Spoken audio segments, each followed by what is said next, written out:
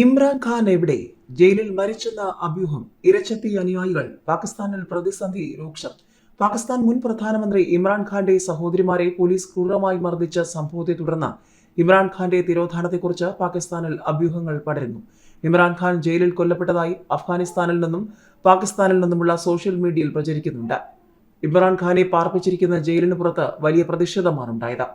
പാകിസ്ഥാൻ മുൻ പ്രധാനമന്ത്രി ഇമ്രാൻഖാൻ ജയിലിൽ കൊല്ലപ്പെട്ടതായി അഭ്യൂഹം സാമൂഹിക മാധ്യമങ്ങളിൽ പടർന്നതോടെ പാകിസ്ഥാനിൽ പ്രക്ഷോഭം. ഇമ്രാൻഖാൻ ജയിലിൽ കൊല്ലപ്പെട്ടതായി അഫ്ഗാനിസ്ഥാനിൽ നിന്നും പാകിസ്ഥാനിൽ നിന്നുമുള്ള സോഷ്യൽ മീഡിയയിൽ പ്രചരിക്കുന്നുണ്ട്. ഇമ്രാൻഖാൻ മരിച്ചു എന്ന തരത്തിലുള്ള പോസ്റ്റുകൾ എക്സിലും മറ്റ് സാമൂഹിക മാധ്യമങ്ങളിലും വ്യാപകമാവുകയാണ്. ഇക്കാര്യത്തിൽ യാതൊരു സ്ഥിരീകരണവും ഇതുവരെ പുറത്തു വന്നിട്ടില്ല.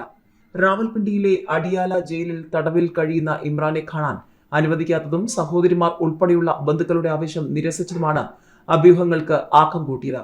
ഇമ്രാൻഖാനെ കാണാൻ ശ്രമിച്ചതിനാണ് അദ്ദേഹത്തിന്റെ സഹോദരിമാരായ നൂറിൻ നിയാസി, അലീമ ഖാൻ, ഡോക്ടർ ഉസ്മ ഖാൻ എന്നിവരെ അദിയാല ജയിലിന് പുറത്തുവച്ച പോലീസ് തടഞ്ഞുവെന്ന് പാകിസ്ഥാൻ തെഹ്രീക്ക് ഇൻസാഫ് പാർട്ടി അംഗങ്ങൾ ആരോപിച്ചു. ഇമ്രാൻഖാന്റെ ആരോഗ്യത്തെക്കുറിച്ചുള്ള ആശങ്കകൾ കാരണം സമാധാനപരമായി പ്രതിഷേധിക്കുകയായിരുന്നു തങ്ങളെന്ന് നൂറിൻ നിയാസി പറഞ്ഞു.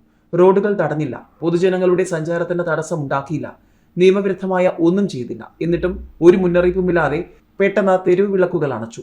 ഇരുട്ടിൽ പഞ്ചാബ് പോലീസ് ഉദ്യോഗസ്ഥർ ക്രൂരമായി ആക്രമിച്ചു. 71 വയസ്സുള്ള തന്നെ മുടിക്ക് പിടിച്ച് വലിച്ചിഴച്ച് റോഡിലിട്ട് പരിക്കേൽപ്പിച്ചുവെന്നും അവർ പറഞ്ഞു. ജയിലിന് പുറത്തുണ്ടായിരുന്ന സ്ത്രീകളെ പോലീസ് തല്ലുകയും വലിച്ചിഴയ്ക്കുകയും ചെയ്തതായി നൂറുൽ നിയാസി ആരോപിച്ചു.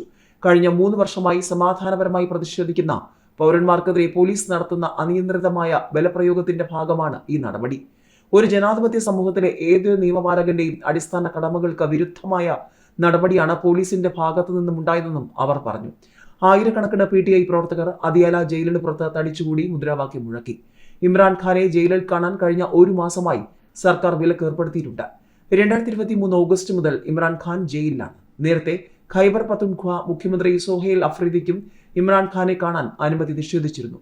7 തവണ അദ്ദേഹം ജയിലിൽ കാണാൻ ശ്രമിച്ചെങ്കിലും ജയിൽ അധികൃതർ അനുമതി നിഷേധിക്കുകയായിരുന്നു. സൈനിക ഉദ്യോഗസ്ഥരാണ് ജയിൽ അധികൃതരെ നിയന്ത്രിക്കുന്നതെന്ന് ഇമ്രാൻഖാൻ ആരോപിച്ചിരുന്നു. ഇമ്രാൻഖാനുമായി ബന്ധപ്പെട്ട അഭ്യൂഹങ്ങൾ പാകിസ്ഥാനിൽ ശക്തമായിരിക്കുകയാണ്. അദ്ദേഹത്തിന്റെ സഹോദരിമാരെ പോലീസ് ആക്രമിച്ച സംഭവം ഈ അഭ്യൂഹങ്ങൾക്ക് കൂടുതൽ ശക്തി പകർന്നിട്ടുണ്ട്. ഇമ്രാൻഖാൻ ജയിലിൽ സുരക്ഷിതനല്ലെന്ന ആശങ്ക ശക്തമാണ്.